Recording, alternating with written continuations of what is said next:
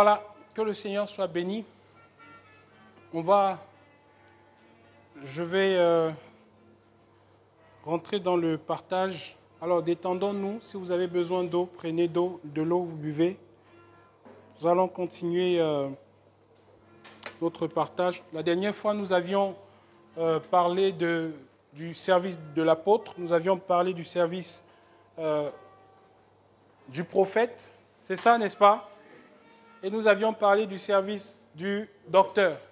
Amen. Alors, je pense que ces 3 points sont clairs pour la plupart d'entre nous. On avait d'ailleurs refait un zoom là-dessus pour des questions-réponses notamment. Je pense que ça va être publié aussi sur la page pour ceux qui n'avaient pas assisté. On avait parlé longuement sur ces 3 ministères. On avait parlé aussi des fondements, voilà, de l'huile et du témoignage, le fait que sans l'Esprit du Seigneur, nous ne pouvons pas être pleinement témoins. Amen. Sans l'Esprit du Seigneur, nous ne pouvons pas témoigner des choses qui concernent le royaume. Et donc, l'apôtre Paul dit que celui qui nous a oints avec vous, c'est Elohim, qui nous a donné les arts de l'Esprit. Parfois, il y a ce verset biblique-là qui dit « Ne touchez pas à mes oints ». Et on prend ça, et certains pasteurs, prophètes, etc. prennent ce verset, s'asseyent dessus pour dire, voilà, que tu n'as pas le droit de lui dire qu'il se trompe sur un élément. Alors que l'apôtre Paul, il actualise ce verset dans 2 Corinthiens chapitre 1, je pense, le verset 21. Il dit que celui qui nous a oints avec vous, donc l'Église, c'est le rassemblement des oints de l'Éternel. Donc littéralement, si on veut prendre ce texte-là qui dit « Ne touchez pas à mes oints », ne touchez pas à mes oints, ça concerne maintenant l'Église. C'est-à-dire tous les enfants du Seigneur qui sont oints. Amen. Amen. Ça veut dire que ton frère qui est à côté de toi, il faut faire attention, ne porte pas la main contre lui. Amen. Parce que nous sommes tous oints par le Seigneur. C'est lui qui nous a oints. Et on va rentrer dans ce temps par un dernier verset que le Seigneur m'a donné par rapport à l'apôtre Paul dans Actes chapitre 22. Je veux que nous puissions voir un élément important là-bas d'une des choses qui, justement, a qualifié l'apôtre Paul à pouvoir porter ce message du Seigneur, principalement auprès des nations. Nous sommes dans Actes chapitre 22. Regardez quelque chose, frère. À partir du verset 1, alors, juste après ça, nous allons parler du ministère, du service d'un évangéliste de Yehoshua. Donc, acte 22, une personne va préparer Éphésiens chapitre 4, notre texte de base. Dans acte 22, je veux juste nous faire voir quelque chose. Quelqu'un peut lire à partir du premier verset. Acte 22. Oui, un peu fort, mon frère, s'il te plaît. Hommes frères et pères, écoutez maintenant ma défense auprès de vous. Et lorsqu'ils entendirent qu'il leur parlait en langue hébraïque, ils firent encore plus silence. Et il dit, je suis vraiment juif, un homme né à Tars en Cilicie. Mais j'ai été élevé dans cette ville-ci, au pied de Gamaliel, et instruit dans la connaissance exacte de la Torah de nos pères. Étant zélateur d'Élohim, comme vous l'êtes tous aujourd'hui, j'ai persécuté jusqu'à la mort la foi, liant et mettant en prison hommes et femmes, comme aussi le grand prêtre m'en est témoin, ainsi que tout le corps des anciens. Ayant même reçu d'eux des lettres pour les frères, j'allais à Damas pour amener aussi liés à Yerushalayim ceux qui étaient là, afin qu'ils soient punis. Mais il arriva que, comme j'allais et que j'approchais de Damas, soudainement, vers midi, une assez grande lumière resplendit du ciel, tel qu'un éclair autour de moi. Je suis tombé par terre et j'ai entendu une voix qui me disait « Shaul, Shaul, pourquoi me persécutes-tu » Mais j'ai répondu « Qui es-tu, Seigneur » Il m'a dit « Moi, je suis Yehoshua, le Nazaréen, que tu persécutes. » Mais ceux qui étaient avec moi ont vraiment vu la lumière et ont été effrayés. Mais ils n'ont pas compris la voix de celui qui me parlait. Mais j'ai dit « Que ferai-je, Seigneur » Et le Seigneur m'a dit « Lève-toi, va à Damas, et là on te parlera de toutes les choses qu'il t'est ordonné de faire. » Mais comme je ne voyais rien à cause de la gloire de cette lumière, j'arrivai à Damas, ceux qui étaient avec moi me conduisant par la main. Or, un certain Hananias, homme pieux selon la Torah, et de qui tous les Juifs qui habitaient là rendaient un bon témoignage, est venu me trouver et m'a dit, Shaoul mon frère, retrouve la vue. Et à cette heure, même je l'ai vu. Et il m'a dit, l'Élohim de nos pères t'a destiné à connaître sa volonté, à voir le juste et à entendre la voix de sa bouche, parce que tu seras pour lui témoin devant tous les humains des choses que tu as vues et entendues. Et maintenant, pourquoi tardes-tu? Lève-toi, sois baptisé et purifié de tes péchés en invoquant le nom du Seigneur. Et il m'arriva qu'étant de retour à Yerushalayim et en prière dans le temple, je fus ravi en extase. Et j'ai vu le Seigneur qui me disait, hâte-toi et sors promptement de Yerushalayim, parce qu'ils ne recevront pas le témoignage que tu me rends. Et j'ai dit, Seigneur, ils savaient eux-mêmes que je m'étais en effet en prison et battais de verge dans les synagogues ceux qui croyaient en toi. Et lorsqu'on a répandu le sang de Stéphanos, ton martyr, j'étais moi-même présent, consentant à sa mort et gardant les vêtements de ceux qui le tuaient. Et il m'a dit, va, parce que moi je t'enverrai au loin vers les nations. C'est bon, tu peux t'arrêter là, frère. Alléluia. Remarquez ici, frères et sœurs, que la parole nous dit que Hanania était un homme pieux, selon la Torah. N'est-ce pas?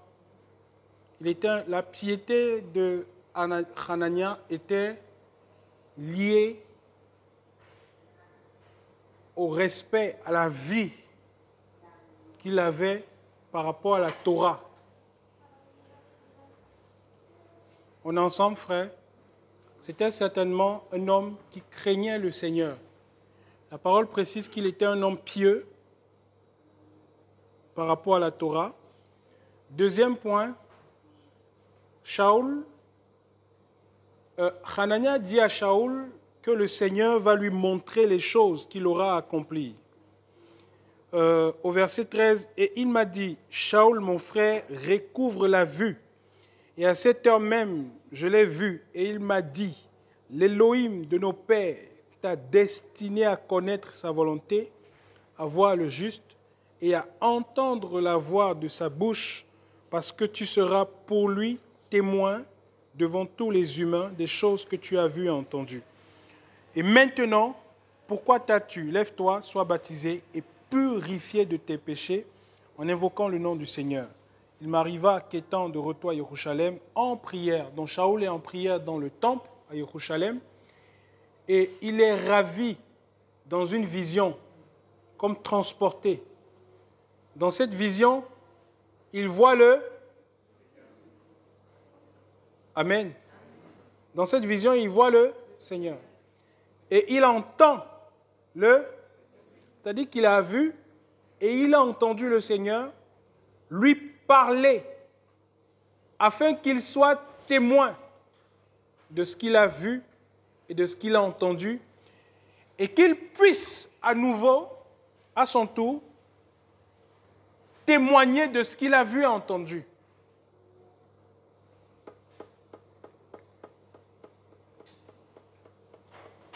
Vous remarquerez, frères, que dans la Nouvelle Alliance, la plupart des serviteurs du Seigneur, je dirais des apôtres, et même de ceux-là qui ont parfois donné leur vie pour le Seigneur, ont eu cette grâce de voir et d'entendre le Seigneur. Parfois, c'est là le démarrage d'un service devant le Seigneur. C'est parfois par là que les choses commencent. Parce que si tu ne vis pas cette expérience, il y a une dimension que tu ne pourras pas atteindre. Nous sommes témoins aussi parce que le Seigneur peut nous donner la grâce de le voir et peut nous donner la grâce de l'entendre, nous parler des choses spécifiques à notre appel.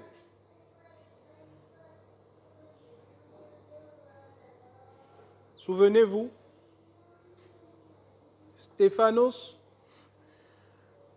ici Paulos va dire que même au jour de ton témoin Stéphanos, dans sa conversation avec le Mashiach, il dit, comme au jour de Stéphanos, ton témoin. Ça veut dire que Stéphanos, qui était parmi les diacres, témoignait du Seigneur. Et il témoignait des choses que le Seigneur lui avait données avec certitude. Et la parole dit qu'il avait une sagesse qui était supérieure à ceux qui venaient le questionner. Grave encore, quand il va être sur le point d'être lapidé, le ciel va s'ouvrir devant ses yeux. Vous vous souvenez de ça, frère? Alléluia. Écoutez, frère.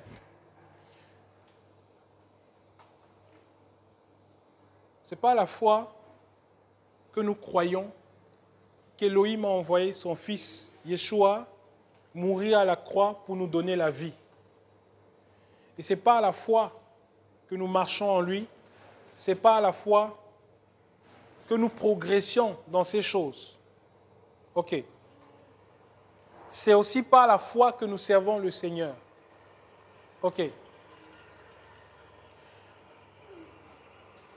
Il nous faut, à un moment de notre marche avec le Seigneur, du moins pour ceux qui, dans une certaine mesure, peuvent ressentir dans leur cœur le poids d'un certain appel, aspirer à ça. Aspirer à entendre le Seigneur. Et aspirer à voir le Seigneur. Mais je ne dis pas que le fait de ne pas voir ou de ne pas entendre te disqualifie. Alléluia. Non, ça ne te disqualifie pas. Mais il faut aspirer à ça. Parce que il y a dans ça quelque chose que tu vas trouver qui va être un punch pour toi dans le service que tu vas accomplir pour le Seigneur. Tu diras les choses que tu as vues, tu témoigneras les choses que tu as entendues de la part du Seigneur. Et comme je l'ai dit la dernière fois, un des problèmes majeurs de notre temps par rapport au service est lié au fait que beaucoup, non seulement n'ont pas la foi, mais beaucoup parlent du Seigneur alors qu'ils ne le connaissent pas. Beaucoup parlent du Seigneur alors qu'ils ne l'ont pas expérimenté. Ils n'ont rien vécu avec le Seigneur. Et beaucoup cherchent le Seigneur par motif de gain. Est-ce que vous me comprenez, frère? Est-ce que vous me comprenez? Ce sera un plus pour toi, mon frère, ce sera un plus pour toi d'aspirer dans ton intimité à voir le Seigneur, à entendre le Seigneur, à être aussi ravi en esprit par le Seigneur, dans une vision claire, dans une apparition claire. Notre génération n'aspire plus véritablement à ces choses. Alors que quand nous regardons le témoignage de nos pères, pour beaucoup, c'est truffé de ça. Vous allez entendre dire, le Seigneur m'est apparu.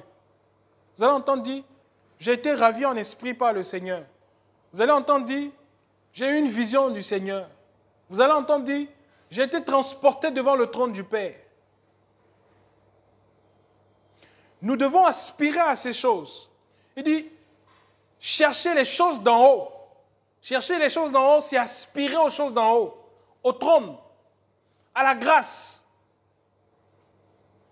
À voir comment s'appliquent les plans du Seigneur, comment s'exécutent les plans du Seigneur, comment s'exécute la sagesse du Seigneur parmi les humains, afin de parler avec hardiesse, certitude, force des choses du royaume. Alléluia. Est-ce que nous aspirons à ça, frère? Est-ce que nous aspirons à ça? Oui. Il a vu et il a entendu. Il a goûté. Oh, si vous avez goûté combien le Seigneur est bon. Pierre vivante. Qui a déjà goûté le Seigneur ici, frère? Qui a déjà goûté le Seigneur? Il est comment? J'ai pas entendu, frère.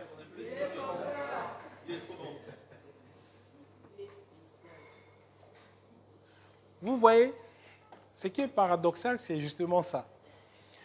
C'est que de ce goût que nous avons ressenti lorsque nous avons goûté le Seigneur, lui qui est si tendre, si spécial, si bon, et les mots ne suffiraient pas pour décrire exactement le goût que nous avons ressenti. Ce qui est paradoxal, c'est lorsque le péché s'incruste dans la vie d'un enfant du Seigneur. Qui a déjà goûté le péché ici? Qui a déjà goûté le péché? Ok. Ça a quel goût? C'est un goût amer, en fait. Désagréable, ça répugne. Vous êtes sûr que le péché est amer? Ça répugne, en fait. Ça répugne.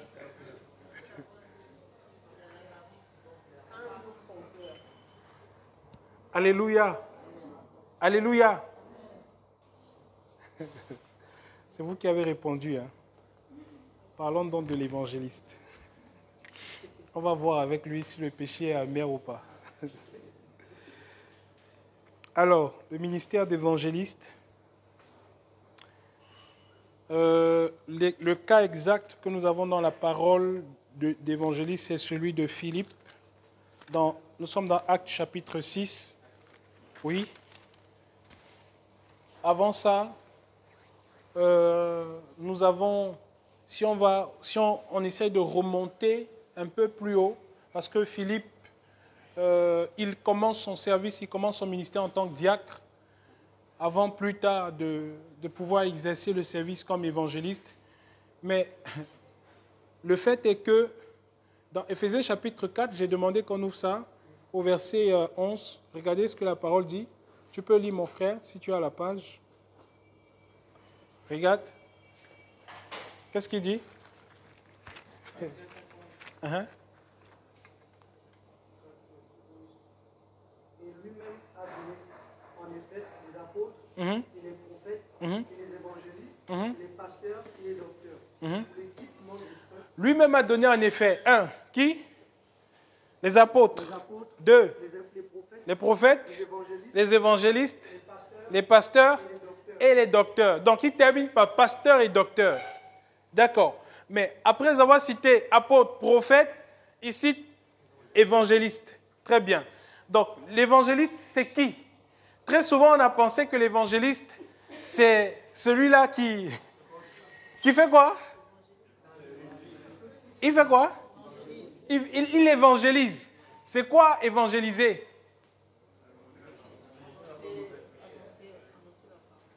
Annoncer la parole, la mort et la résurrection de Christ. Une autre réponse. La bonne nouvelle. Amen. Alléluia. Il annonce l'évangile. Ok. Le ministère d'évangéliste et celui de pasteur sont les deux ministères qui sont les plus courants aujourd'hui, du moins dont on entend le plus parler. Et particulièrement en ce qui concerne l'évangéliste, ça vient du grec eugéliste. Eagéliste. Je ne suis pas grec, hein. Excusez ma lecture. Évangéliste, un messager porteur de bonnes nouvelles, celui qui est envoyé vers les non-croyants. Voilà, c'est la définition qu'ils ont mis dans l'explication des Strong. Je ne suis pas trop d'accord par rapport au fait qu'il est mentionné spécialement qu'il a envoyé vers les non-croyants. Parce qu'on a souvent pensé que le rôle d'un évangéliste, c'est seulement celui-là qui organise les campagnes d'évangélisation, qui est tout le temps dehors, qui va sortir pour dire non, Jésus est Seigneur, repentez-vous, etc. C'est plus profond que ça. c'est plus pertinent que ça, et justement, on va voir ça. Alors, avant de parler du cas de Philippe, qui est l'évangéliste qui nous est le mieux présenté dans le testament de Yeshua, on va voir Yeshua lui-même en tant qu'évangéliste. Parce que la parole nous dit dans Hébreux chapitre 1 qu'autrefois, Elohim nous a parlé par nos prophètes, il nous a parlé par les prophètes. Maintenant, il nous parle par le Fils. Ça veut dire que dans l'Ancienne Alliance, il y avait des envoyés du Seigneur. C'était des prophètes qui étaient envoyés vers le peuple pour parler au peuple au nom du Seigneur. Alors, l'évangéliste, c'est celui qui vient annoncer une bonne nouvelle. On a parlé du cas notamment des anges qui ont apparu aux bergers, qui leur ont annoncé la venue du Mashiach qui a été promis par les prophètes, et les bergers qui devaient aller porter cette bonne nouvelle-là. Mais on voit aussi par les prophéties bibliques que les prophètes ont beaucoup parlé de cette bonne nouvelle d'Élohim. Pourquoi? Parce que quand on parle de la bonne nouvelle, il s'agit de quoi concrètement? La bonne nouvelle ici, n'est rien d'autre que l'intervention d'Élohim lui-même dans l'humanité pour le salut des hommes. C'est Élohim qui vient pour sauver les hommes de sa propre colère. C'est Élohim qui vient pour sauver les hommes de sa propre colère. La bonne nouvelle, c'est l'annonce aux hommes que désormais vos péchés qui vous conduisaient en enfer, faute de pardon et faute de salut, désormais, vous avez la vie par Elohim lui-même qui a la capacité de pouvoir ôter vos péchés. Et cette bonne nouvelle a été annoncée par les prophètes. C'est notamment la venue du Mashiach. On le sait très bien. Depuis Ésaïe chapitre 11, quand il dit « L'Esprit du Seigneur est sur moi », non, 61, pardon, merci. Quand il parle de l'Esprit du Seigneur qui est sur moi, on sait qu'il prophétise le Mashiach qui vient notamment et qui doit annoncer cette bonne nouvelle, qui doit accomplir la parole du prophète. Et le texte qui illustre ça mieux dans les évangiles, c'est le texte de Luc chapitre 4, à partir du verset 18. Je voulais qu'on prenne ça. Dans ce texte, il y a quelques éléments qui décrivent la mission véritable d'un envoyé du Seigneur. Donc, le Seigneur Yeshua, Mashiach, est l'envoyé d'Élohim. Il est l'accomplissement de la prophétie. Il est le salut. Il est cette bonne nouvelle qui est venue aux hommes pour leur accorder le salut. Il faut bien comprendre cela. Donc, l'évangile, c'est le Seigneur Yeshua lui-même. Alléluia. C'est lui qui vient. Il est l'évangile, il est cette bonne nouvelle. Luc chapitre 4, à partir du verset 18. L'Esprit du Seigneur est sur moi. Oui. Parce qu'il m'a oint Oui. pour évangéliser les pauvres. Il m'a envoyé pour guérir ceux qui ont le cœur brisé. Oui. Pour proclamer aux captifs la délivrance et aux aveugles le recouvrement de la vue. Pour mettre en liberté les opprimés, pour publier une année de grâce du Seigneur. Ensuite, il roula le livre, le rendit aux serviteurs et s'assit. Les yeux de tous ceux qui étaient dans la synagogue étaient fixés sur lui. Alors il commença à leur dire, aujourd'hui cette parole de l'Écriture que vous venez d'entendre est accomplie. Aujourd'hui, cette parole de l'Écriture que vous venez d'entendre, c'est accomplie. Insinuant ainsi qu'il est celui-là qui devrait venir, celui-là qui a été oint. Et il dit ceci au verset 18. L'Esprit du Seigneur est sur moi parce qu'il m'a oint pour évangéliser les pauvres. Littéralement, annoncer la bonne nouvelle aux pauvres. Dire aux pauvres que désormais, le salut vous est accordé. Vos péchés vous sont pardonnés. Le ciel vous est ouvert. Alléluia. Annoncez la bonne nouvelle aux pauvres. Il est celui qui a été oint. Les apôtres l'ont témoigné. Vous savez comment Yeshua, il a été oint du Saint-Esprit de force. Lui qui était oint du Saint-Esprit de force allait de lieu en lieu, guérissant les malades, annonçant la bonne nouvelle, etc. Avec tout ce que la parole dit. Il a été oint. L'Esprit du Seigneur est descendu sur lui. La parole est sortie en disant, voici celui celui sur qui tu verras descendre l'Esprit comme une colombe, c'est lui. Celui-ci est mon Fils bien-aimé en qui j'ai mis toute mon affection. Il a été oint. C'est pour ça qu'il est le Mashiach. Il est l'onction même. La force du Père est descendue sur lui pour lui donner d'être apte. Et n'oubliez pas, Hébreu dit qu'il a dit, tu n'as voulu ni sacrifice ni holocauste, mais tu m'as formé un corps. Donc, oint pour annoncer la bonne nouvelle aux pauvres. 2, oint pour guérir ceux qui ont le cœur brisé. Pourquoi? Dans Éphésiens chapitre 4, il est dit, apôtre, prophète, docteur, évangéliste, pasteur, pour le perfectionnement des saints, cartatizo, réparer, restaurer, raccommoder. Donc, dans le travail de l'évangéliste, il y a cet aspect qui consiste à faire quoi? À faire quoi? Très bien. Réparer ceux qui ont le cœur quoi? Brisé. Pourquoi? Parce que les gens dans le monde, dans la vie du monde, ne connaissant pas le Seigneur, sont en morceaux, sont décapités par le diable, sont décapités par l'éducation, la société, toutes les choses dans lesquelles ils ont grandi. Et quand ils viennent au Seigneur, justement, ils viennent au Seigneur avec des cœurs qui sont blessés, avec des cœurs qui sont remplis d'amertume, remplis de colère, de frustration, remplis de haine. Et ces cœurs, quand ils viennent au Seigneur, ils ont besoin d'être réparés. Ça veut dire que dans la prédication de l'évangéliste, il y a la réparation des cœurs brisés. Et donc, quelqu'un peut avoir cru au Seigneur, peut avoir accepté le Seigneur. Il peut être dans l'église, marchant comme un enfant du Seigneur, mais avec un cœur déchiré, avec un cœur brisé, avec une racine d'amertume. Toutes choses sont devenues nouvelles, renouvellement d'esprit. Mais son âme a besoin d'être réparée. Et donc le message de l'évangéliste s'adresse aussi à l'église, pour réparer dans l'église ceux qui ont quoi? Le cœur quoi? Brisé.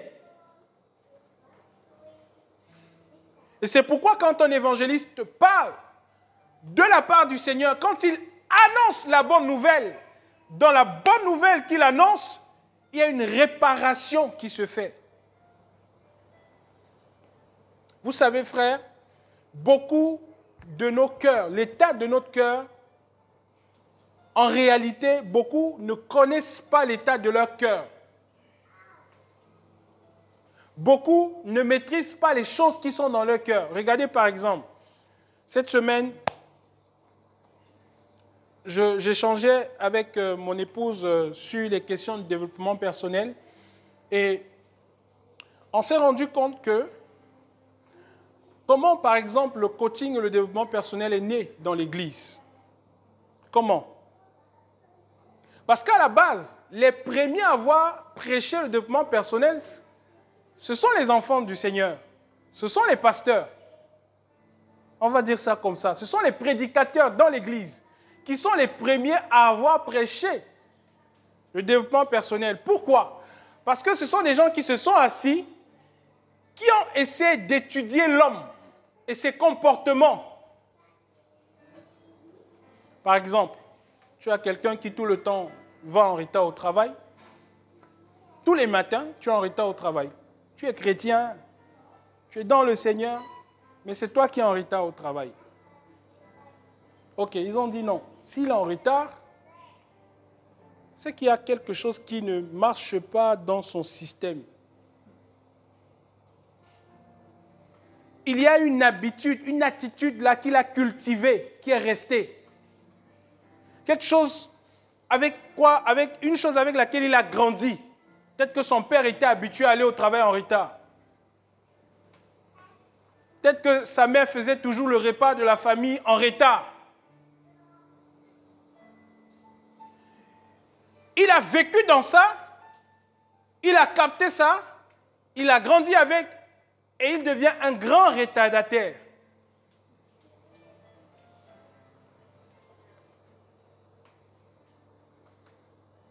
Et il y a un ensemble de comportements comme ça que nous développons, qui sont développés dans l'homme.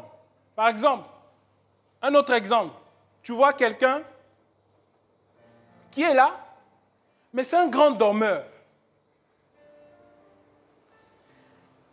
En fait, quand il se concentre, ce qu'il fait est beau. Mais pour se concentrer, il a beaucoup de problèmes. C'est-à-dire, s'il se concentre véritablement 2 minutes, ce qu'il produit est excellent. Mais pour avoir ces 2 minutes-là, c'est le ciel sur la terre. Ils ont étudié la personne, puis ils ont trouvé que non. S'il fait ça, c'est qu'il a un problème. Il faut repartir dans son cerveau et comprendre le mécanisme de fonctionnement du cerveau. Quel est l'élément dans le cerveau qui cultive la concentration dans l'homme? C'est comme ça, hein? Rassurez-vous, je ne parle pas de développement personnel. Alléluia. Comment ça se passe? Et par exemple, certains ont trouvé que non. Pourquoi il ne se concentre pas? Parce que quand il était petit, on ne lui donnait pas de jouets d'éveil. Il rampait lui-même pour aller ouvrir la marmite. Il n'a pas fait la maternelle. Qui a fait la maternelle ici?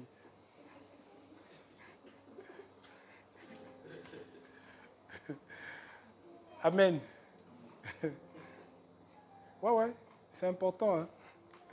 C'est à l'âge adulte que j'ai compris que c'est important de faire la maternelle. Ouais, vous savez pourquoi? Petit témoignage. Moi, j'ai du mal avec les couleurs. Et quand ma femme a détecté ça, la première question qu'elle m'a posée, c'est: est-ce que tu as fait la maternelle? Je ne connais pas le blanc, du bleu, du vert. C'est à la maternelle qu'on apprend ça. Vrai ou faux? Bon, ok. C'est un exemple que je donne, hein, frère, pour dire qu'il y a tout un parcours qui accompagne l'homme, par exemple. Et on grandit avec ça. Et donc, eux, par exemple, qu'est-ce qu'ils ont trouvé? Ils ont trouvé toutes ces failles-là, toutes ces failles. Ils ont essayé de mettre en place des solutions, mais sauf que c'est des solutions qui sont fortes, qui sont intéressantes, qui, quelque part, sont vraies, mais sauf qu'il manque quelque chose. C'est que c'est des solutions qui ne sont pas basées sur le Seigneur. Il n'est pas dans ce puzzle-là. C'est-à-dire qu'ils ont tout monté, mais ils l'ont retiré complètement. Et ça marche. Pourquoi les assemblées sont remplies? Parce que la plupart, et d'ailleurs même l'évangile de la prospérité, parce que la plupart des prédications sont des encouragements qu'on donne aux gens par rapport aux situations que ces personnes traversent. Mais sauf que ce sont des encouragements qui ne sont pas fondés sur le Seigneur. Est-ce que vous comprenez? Et c'est pourquoi, justement, les gens, ils aiment ça. Si on commence à prêcher un message encourageant, motivant, qui réveille, ah vas-y, lève-toi et tout ça, tu peux, tu es capable. Alors que tu as passé le temps à entendre que tu es un incapable, tu es un feignant, tu peux rien, tu ne vas rien faire dans ta vie, un pissé au lit. Il y a des gens comme ça. Je me rappelle, vous voyez au quartier, un pissé au lit, passe ici. Oui. Tu vas passer le temps à entendre ça, qu'est-ce qui se passe? Tu grandis avec, ça se forme en toi, etc. Et puis, tu tombes devant ces gens, ils te donnent des paroles qui viennent t'encourager, te motiver, à te surpasser, à relever le champion qui est en toi. Et le Seigneur ne fait pas partie de ça. Et donc, ce que l'évangéliste fait, parce que le Seigneur, il a très bien classé les choses dans le corps. Tout est organisé. Le Seigneur a prévu aussi cette réparation. C'est que l'évangéliste, dans son message, quand il prêche, il y a les nœuds qui se défont. Quand il prêche, il y a les chaînes qui se cassent. Quand il prêche, il y a les choses qui sautent. Il y a les habitudes qui quittent. Vous savez pourquoi? Parce qu'il a un message. Et dans son message, il place le Seigneur au centre. il donne la solution avec le Seigneur. Et les âmes sont réparées. Pour guérir ceux qui ont le cœur brisé. La prédication de l'évangile guérit ceux qui ont le cœur brisé. La foi et la confiance dans le sacrifice de Christ à la croix guérit ceux qui ont le cœur brisé.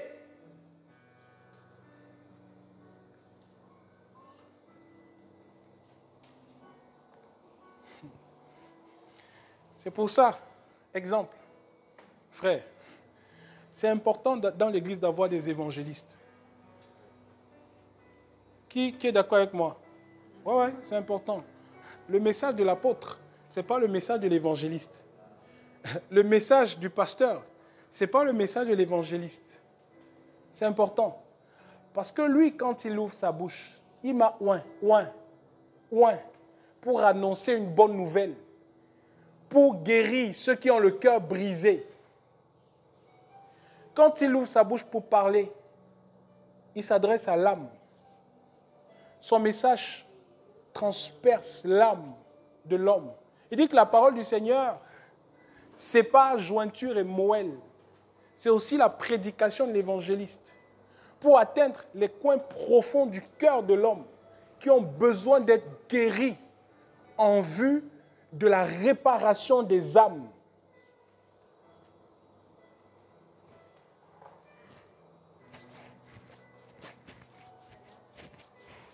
Vous vous souvenez, frère, que ce message-là, et on peut le retrouver, on le retrouve aussi dans le service de l'apôtre Paul.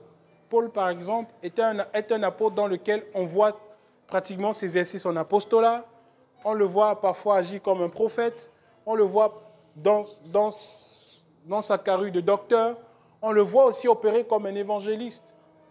Dans le fait de pouvoir aller de ville en ville et d'annoncer la bonne nouvelle. En démontrant que c'est bel et bien Yeshua qui est quoi? Le Mashiach. Vous vous souvenez de ça, non, frère? Donc c'est juste une particularité. L'apôtre a la capacité, parfois vous allez trouver un apôtre dans son service, il manifeste tous les ministères. Et quand il manifeste la caractéristique, quand il est dans le manteau d'un évangéliste, il prêche la parole et il y a une réparation des âmes qui s'opère. Il y a une guérison qui s'opère dans les cœurs. Et il n'y a pas beaucoup de personnes, parfois dans l'église comme ça, qui peuvent, dans leur apostolat, parfois enfiler le manteau des autres ministères. Un autre point, nous sommes toujours dans Luc 18, il dit ici, « Il m'a oint pour évangéliser les pauvres, envoyé pour guérir ceux qui ont le cœur brisé, pour proclamer aux captifs la bonne nouvelle et aux aveugles le recouvrement de la vue. » Pour proclamer aux captifs la bonne nouvelle, la délivrance. Donc dans le message de l'évangéliste, il y a une délivrance qui s'opère. Il dit pour le recouvrement de la vue des aveugles. Donc dans le service de l'évangéliste, il y a une dimension de miracle et de prodiges et de signes qui l'accompagnent dans son service, et particulièrement l'évangéliste. C'est pourquoi il y a beaucoup de dangers, particulièrement dans le service de l'évangéliste. Face à ces miracles, à ces guérisons, à toutes ces opérations qui se produisent facilement, beaucoup d'évangélistes se divinisent. Beaucoup d'évangélistes se coupent. Beaucoup d'évangélistes se séparent et créent des organisations en dehors de l'Église. C'est pour ça qu'il faut faire très attention, frères et sœurs. Donc, guérir ceux qui ont le cœur brisé, pour proclamer aux captifs la délivrance et aux aveugles le recouvrement de la vue, pour mettre en liberté les opprimés, pour publier une année favorable du Seigneur. Et donc après, on va voir le Seigneur qui va dire que cette parole est accomplie. Ça veut dire quoi? Notez ça pour vous. Le but de l'évangéliste ici, comme je l'ai dit, répandre la bonne nouvelle, je récapitule, parmi les non-croyants et dans l'Église, c'est quelqu'un qui est là pour prêcher le message de la croix. On ne change pas le message, ça c'est très important. Il prêche le message de la croix en vue de la réparation des âmes. C'est celui aussi qui est capable d'aborder quelqu'un qui ne connaît pas, juste en 2 minutes, parfois en 30 secondes. Il y a des gens comme ça. Vous vous croisez dans la rue, juste le temps de se dépasser, en fait, il t'a glissé une parole. Mais la parole qu'il t'a glissée est une parole qui te percute tout droit. Vous avez déjà croisé des gens comme ça? Dis non, celui-là, sa bouche, franchement, est bizarre. Ou bien la sœur, là, franchement... Oui, il y a des gens comme ça. Ils te donnent juste 2 paroles. Ça te bouleverse. Ça crée un changement en toi. Parce que ces 2 paroles sont accompagnées de la puissance du Seigneur pour la restauration et la réparation des âmes. Nous sommes dans on revient dans Acte 21, Acte 8, pardon. On va voir le service toujours le service de Philippe. Oui. Acte chapitre 8.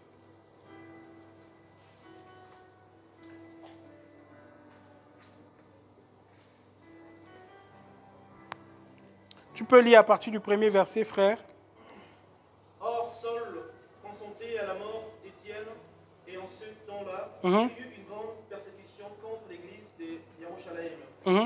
Et tous, excepté les apôtres, se dispersèrent dans les contrées de la Judée et de la Samarie. Et quelques-uns qui, eux, emportèrent Étienne pour l'ensevelir et le pleurèrent à grand bruit. Mais Saul ravageait l'église, entrant dans toutes les maisons et traînant par force hommes et femmes, il les mettait en prison. Ceux qui avaient été dispersés allaient de lieu en lieu, annonçant la parole d'Élohim. Philippe étant descendu dans la ville de Samarie, leur prêcha Christ, et les foules d'un commun accord étaient attentives à ce que Philippe disait, l'écoutant lorsqu'elles virent les miracles qu'il faisait. Car les esprits impurs sortaient en criant à haute voix, hors de plusieurs qui en étaient possédés, et beaucoup de paralytiques et des boiteux furent guéris. Ce qui causa une grande joie dans cette ville-là.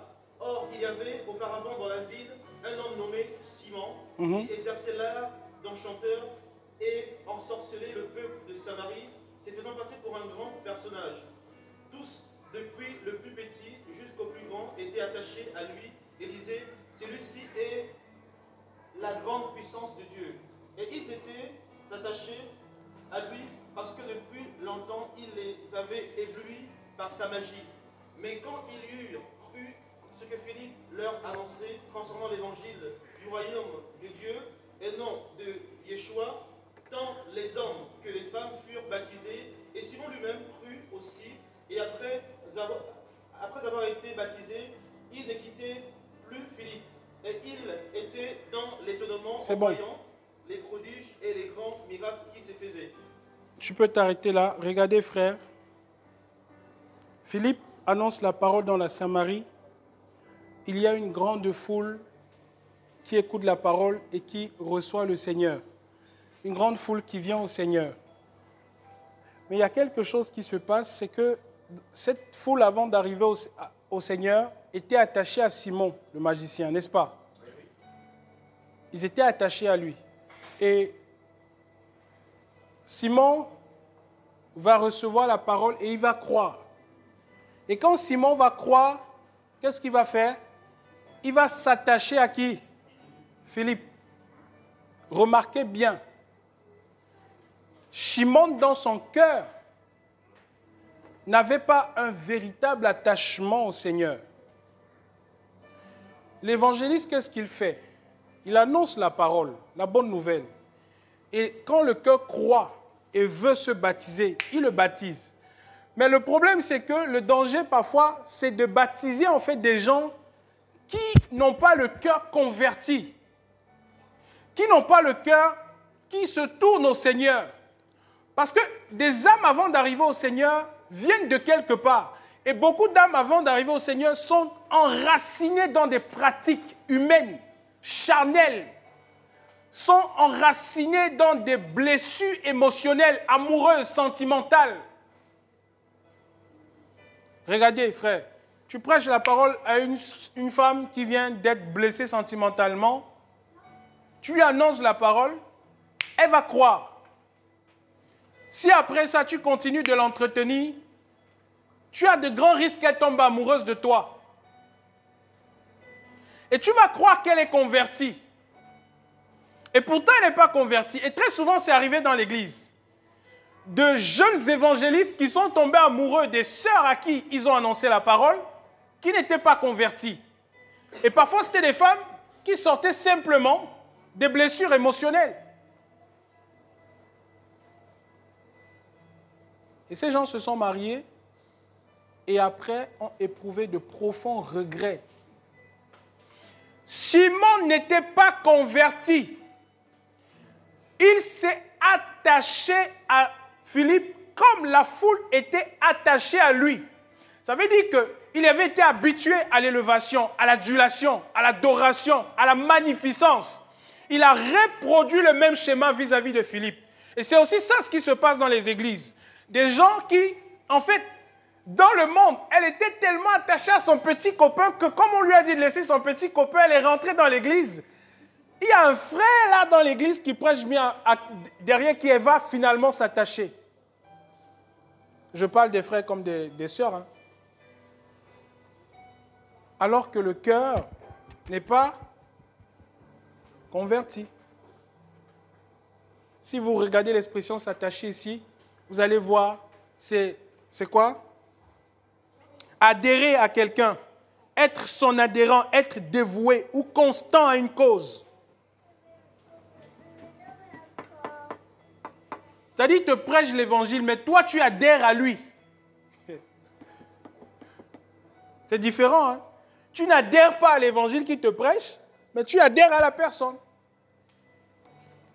Elle te prêche l'évangile, toi, tu n'adhères pas à l'évangile qu'elle te prêche, mais tu adhères à elle. Et on peut voir ici, justement, ce grand danger de pouvoir baptiser dans l'église des gens qui ne sont pas convertis. Même au milieu de nous, beaucoup ici ont été baptisés sans être convertis. C'est des erreurs qu'on peut commettre. Mais après, le Seigneur, qu'est-ce qu'il fait? Il nous éclaire. Il aiguise notre discernement. C'est pour ça que moi je disais aux frères, si vous voyez que quelqu'un n'est pas converti, ce n'est pas la peine de baptiser la personne. Personnellement, moi je me suis très souvent trompé. Tu vois quelqu'un, tu veux le Seigneur? Oui, je veux le Seigneur. Tu veux suivre le Seigneur? Oui. Tu veux porter ta croix? Oui, frère. Franchement, jusqu'au bout. Et puis la personne pleure. Vous savez que les pleurs, c'est devenu l'instrument de mesure de la sincérité de quelqu'un, des gens. Quand tu vois, mon Seigneur, franchement, je veux quitter mes péchés, ça pleure. Là, tu vois, non, le gars, il est très sérieux. Hein? Mais en ce moment, tu ne peux pas savoir que c'est l'âme de crocodile. Voilà l'autre frère. En décembre, on l'a baptisé. Il est venu devant confesser au moins 2 ou 3 fois. Comment il s'appelle? Oui. Oui, c'est le cas par exemple de Félix. Il a confessé combien de fois? Plusieurs fois. Pleurer, franchement, oui. Franchement, frère DPS, c'est le temps pour moi. C'est le temps pour moi de suivre le Seigneur. Je suis sûr que nous, tous qui étions là, nous... Bon... Ce que je veux dire, c'est que je crois que pour la plupart des gens qui étaient là, on pouvait tous penser que non, le frère, il est sincère. Surtout que les frères acétates avaient déjà bombardé. Donc là, au séminaire, c'était l'achèvement en fait. Donc là, c'est chaos. Vous ne connaissez pas l'homme. Ça, ce n'est pas connaître la personne. Mais oui. Parce que nettement après, juste après le séminaire, le frère retournait à tous ses vomis. Comme quelqu'un qui n'a jamais entendu la parole du Seigneur. C'est pas parce que quelqu'un pleure, hein. Non, frère. Non. Oui. Par exemple, ça fait combien de... Marcel a pleuré combien de fois? Qui veut suivre le Seigneur?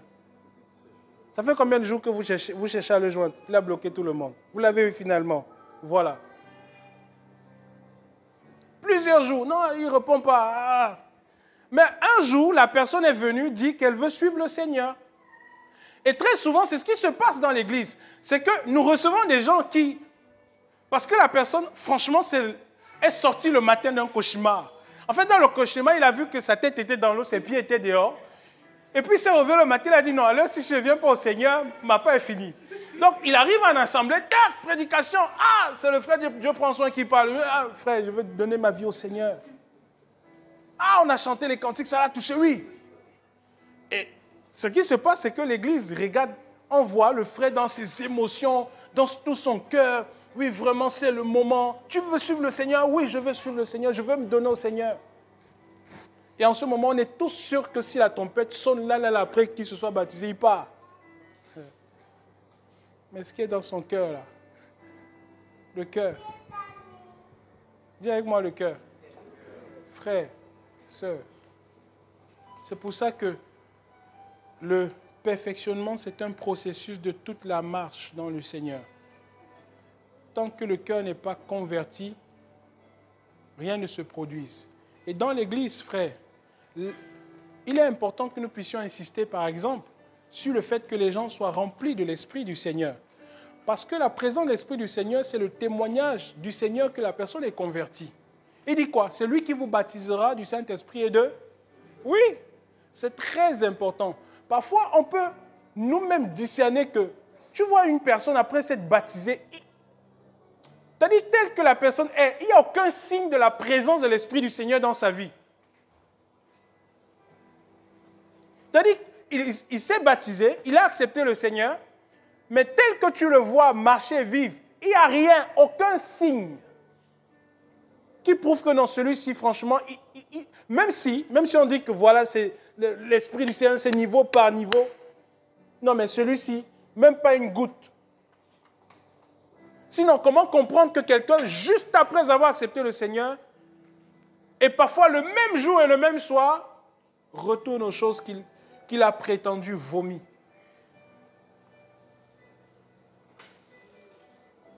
Et c'est ça le problème dans l'Église, frère. Donc, Philippe, ici, aussi, n'a pas fait attention sur l'attachement de Shimon. Et parfois, les évangélistes, c'est aussi ça leur problème. C'est qu'ils ne se rendent pas compte de l'attachement que les gens peuvent avoir vis-à-vis de leur personne et pas de l'évangile. Parce que Shimon était attaché à Philippe, pas à l'évangile. Mais quand les apôtres vont venir, directement, Pierre va discerner. Quand il va dire, non, donnez-moi un peu de cette onction pour que moi aussi. Il dit, tu es dans un fiel amer. Fiel amer, ça veut dire quoi? C'est ce que ça veut dire? Il dit, tu es dans un fiel amer. C'est-à-dire, c'est nettement l'attitude d'un cœur qui n'a pas été transformé par l'Esprit du Seigneur. C'est comme si Shimon, en fait, n'avait jamais connu le Seigneur. Il dit, prie toi-même pour toi, afin que s'il est possible, regardez, qu'est-ce qu'il a dit là-bas? Car je vois que tu es dans un fiel amer et dans un lien d'injustice. Mais Shimon répondit, vous priez le Seigneur pour moi, afin qu'il ne m'arrive rien de ce que vous avez dit. Alors, pour eux, après avoir rendu témoignage, prêché, non, c'est passé un peu plus haut. Il dit, répands-toi donc de cette malice et prie Elohim, afin que s'il est possible, la pensée de ton cœur te soit pardonnée. S'il est possible. C'est-à-dire que Shimon était dans une position où son cœur n'avait pas connu une seule goutte. Et c'est pourquoi on trouve beaucoup de personnes, il dit adhérer. Attaché ici, il y a quoi? Adhérer. Être son adhérent. Beaucoup dans l'église sont simplement des adhérents, mais ne sont pas des convertis. Adhérer, ça veut dire quoi? Ça veut dire que tout ce qu'on prêche là, tu dis oui, je suis d'accord. Christ est mort, il est ressuscité. Est-ce que tu es d'accord? Oui, je suis d'accord, j'adhère. Est-ce que tu crois à l'œuvre de la croix? Oui, j'adhère. Beaucoup dans l'église sont adhérents, adhésion intellectuelle. Ils adhèrent à l'évangile sans être de l'évangile. Parce que pour être de l'évangile, il faut avoir le cœur circoncis, converti, participant de la nature divine. Et que l'on voie les fruits dignes de la repentance. C'est pour ça qu'il faut faire très attention, frère. Que le Seigneur nous donne le discernement, quand nous annonçons la parole, de pouvoir voir clairement si la personne que vous avez en face de vous, c'est simplement un adhérent ou si c'est un converti. Parce que si c'est un converti, il n'aura pas de mal à arrêter de fumer. Oui. Si elle est convertie, elle n'aura pas de mal à arrêter de voir les films pornographiques. Oui. Mais s'il est adhérent, tu vas revenir. 1 mois, tu parles. 2 mois, tu parles. 3 mois, tu parles. 6 mois, tu parles. 1 an, tu parles. Les mêmes choses. Les adhérents sont dans les mêmes choses pendant des années, les mêmes choses. Ils ont fait une adhésion à l'évangile et non une conversion.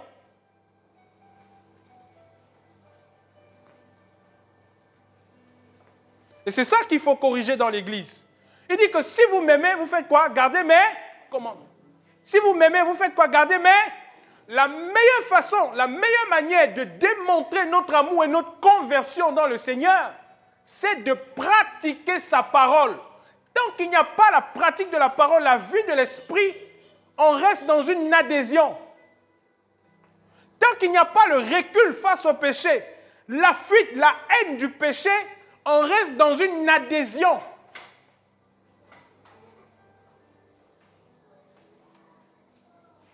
Tant qu'il n'y a pas une mort en soi, frère, tant qu'il n'y a pas un abandon total, on reste dans une adhésion. Et beaucoup sont adhérents, mais ne le savent pas.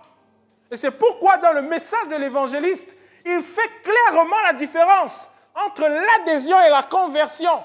Et l'onction qui l'accompagne pose dans la vie de ceux qui l'écoutent un empressement à pouvoir se séparer du péché pour suivre le Seigneur.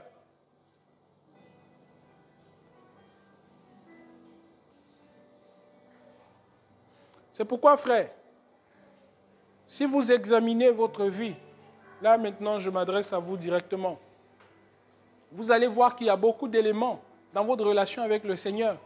Vous avez juste adhéré. Mais vous, comment dire ça? Aidez-moi dans l'expression. C'est-à-dire, dans ce domaine-là, tu as juste adhéré. Mais la conversion ne se vit pas, ne se voit pas dans cet élément-là. Le Seigneur t'appelle à l'obéissance. Tu sais que le Seigneur t'appelle à l'obéissance. Obéis par rapport à ça. Tu dis oui. Mais tu n'obéis pas. Tu es un adhérent. Dis avec moi adhérent. Oui. Beaucoup de pasteurs sont adhérents. Beaucoup d'évangélistes aussi sont simplement des adhérents. Tous ceux-là qui prêchent l'évangile pour un motif de gain.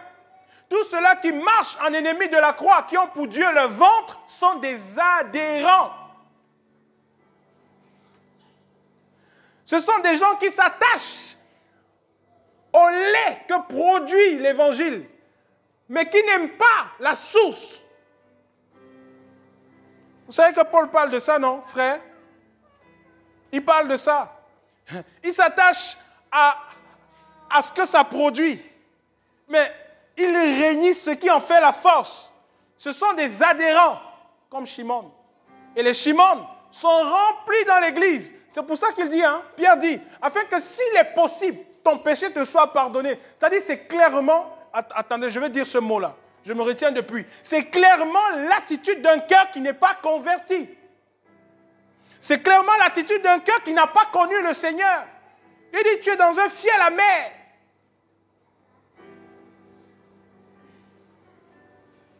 Est-ce que vous comprenez, frère? Ça veut dire que même dans la prédication de quelqu'un, même dans le message de quelqu'un, vous avez la capacité de discerner que celui-ci est un adhérent, celui-ci non. C'est le cœur du Seigneur qui parle ici. Là, c'est un adhérent. Parce que beaucoup dans l'Église adhèrent à l'Évangile. Ça veut dire qu'on dit que Christ est mort, il est ressuscité, ils sont d'accord. Mais il n'y a pas la vie de l'Esprit. Il n'y a pas la croix. Beaucoup ne sont pas prêts à porter leur croix pour suivre le Seigneur.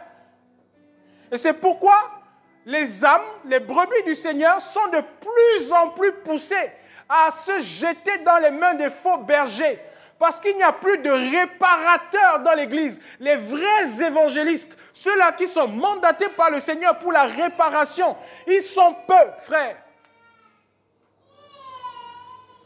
Même au milieu de nous, nous devons prier, frères, que le Seigneur suscite de vrais évangélistes, pas des adhérents.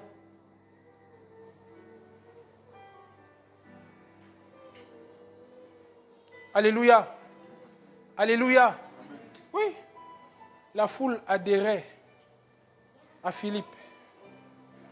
Philippe adhérait à Shimon. Ils étaient attachés à Shimon. Écoutez, frère. Oh, Père, aide-nous. Écoutez, frère. Nous devons faire attention quand nous annonçons l'Évangile. Parfois, il y a des choses que le Seigneur nous montre, mais c'est comme si on ne veut pas voir. On fait exprès de ne pas voir. Tu es assis avec quelqu'un. Vous parlez vous êtes en train de parler. Ok, le Seigneur te pousse de lui parler du Seigneur. Tu te mets à parler du Seigneur. Tu vois clairement que cette personne-là n'est pas dans une disposition à pouvoir suivre l'évangile que tu lui prêches. Mais il finit quand même par te dire, oui, je suis d'accord. C'est comme quand tu poses la question à un catholique, tu aimes le Seigneur? Oui, j'aime le Seigneur. Tu es converti, on se convertit tous les jours.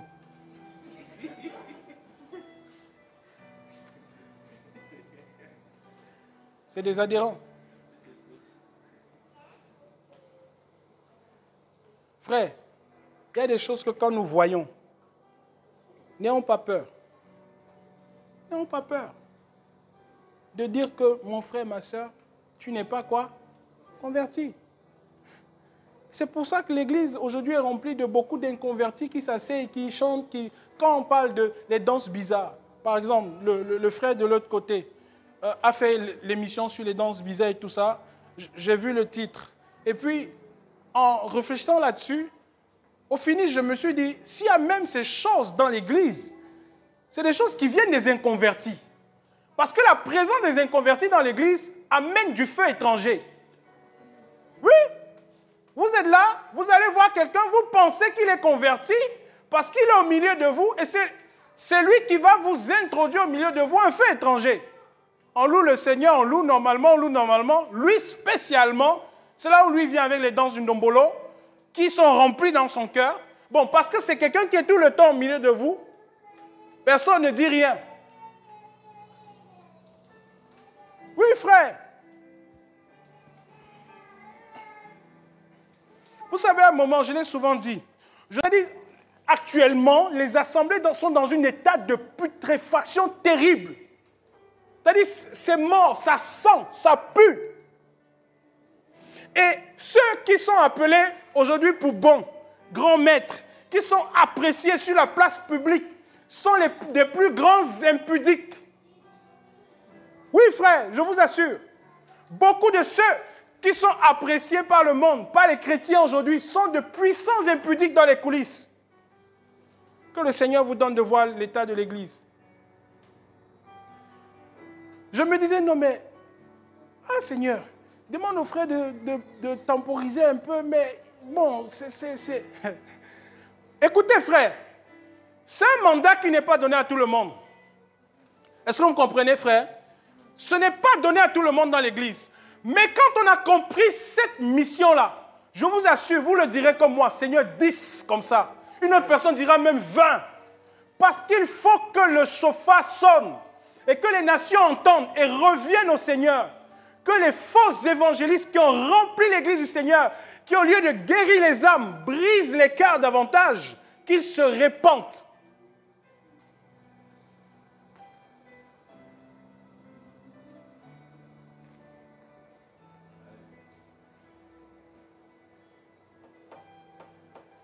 Frère, c'est grave. Il y a comme aujourd'hui une pénurie dans l'Église de véritables évangélistes.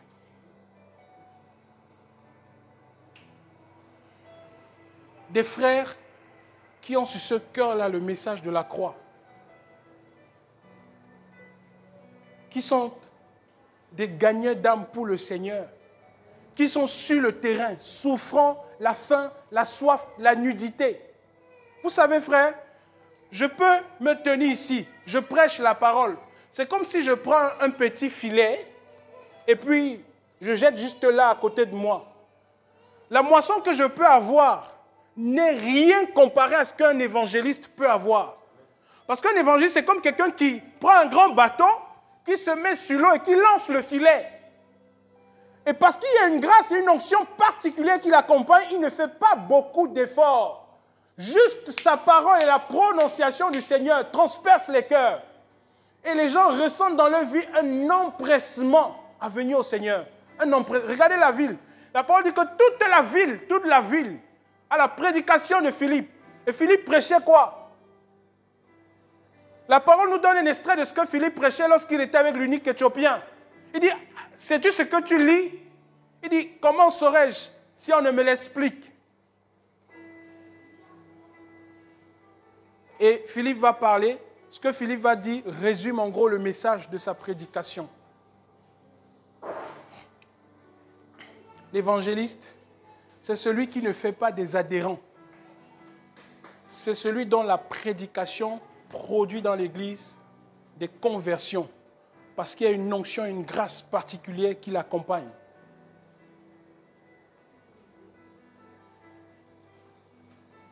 On doit faire très attention, frère.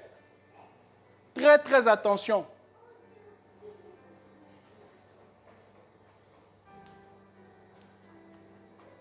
Il y a beaucoup de maladies dans les rassemblements. Il y a beaucoup de problèmes dans les rassemblements. Vous voyez aujourd'hui, moi je dis, les jeunes là, quand on voit les jeunes, l'université, l'école et tout ça, c'est bien. C'est bien. Pareil, les vieux aussi, la vie, le travail, c'est bien. Mais beaucoup sont là. Même ici, présentement, il y a beaucoup qui sont là. Le cœur n'est pas converti. Vous avez simplement adhéré. C'est-à-dire, on vous a dit qu'il est mort, il est quoi? Ressuscité. Tu as dit Amen, j'adhère. Oui. Après, tu t'en vas faire les statues qui sortent de la lune. Frère, la meilleure manière de connaître que quelqu'un est converti, c'est celui-là qui garde les commandements du Seigneur. Garder les commandements du Seigneur, c'est vivre la vie de l'Esprit. C'est marcher par l'Esprit du Seigneur. C'est produire le fruit de l'Esprit. Frère, écoutez-moi bien. Si on se rend compte qu'on est en train de courir derrière quelqu'un pour dire non, il faut faire ça. Bon, parfois avec nouveau converti, on peut comprendre, il peut avoir des difficultés. Mais chez un nouveau converti, à la base, on peut voir quand même l'attitude d'un cœur qui veut le Seigneur, lui qui aime le Seigneur et tout ça. Un peu comme cette sœur que tu suivais il y a de cela quelque temps, qui ne veut pas le Seigneur. Genre, parfois, quelqu'un qui est nouvellement converti, il y a cette attitude-là, il y a cette envie. Mais quelqu'un qui n'est pas converti, frère, bonjour. On répond après 2 heures de temps, je n'ai pas le temps. Comment tu vas, ma soeur? Je suis fatigué. Après, tu reviens, tu envoies un verset biblique. Tu as lu ta Bible? Non. Je n'ai pas le temps. Et puis, le genre de personne ne répond pas long. Hein. C'est des phrases très courtes, précises. Pour te dire, laisse-moi tranquille. Laisse-moi un peu respirer. Frère, tu m'embêtes. Ne force pas. Oui, frère. Le royaume des cieux est forcé. Tu veux aller au ciel? Gloire au Seigneur. Tu ne veux pas aller au ciel? Il dit que celui qui est juste, qui est celui qui est saint, se sanctifie davantage. Oui, tu veux le Seigneur, tu veux le Seigneur. Tu ne veux pas le Seigneur? Non.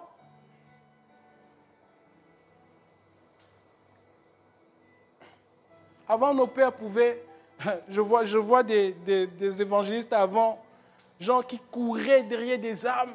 Tu vois, il est là. 10 fois, il est là. Il ne se fatigue pas. Une âme. Le prix d'une âme. Le prix d'une âme. Il est là. Il prêche, il part, il revient, il prêche, il part, il revient. Je vous assure qu'eux, ils avaient beaucoup de patience. La patience, on ne l'a plus aujourd'hui. Mon frère te prêche l'évangile. Si tu es ça, j'accepte. Parce que le gars... Parce que le gars, à 9h du matin, il doit aller travailler.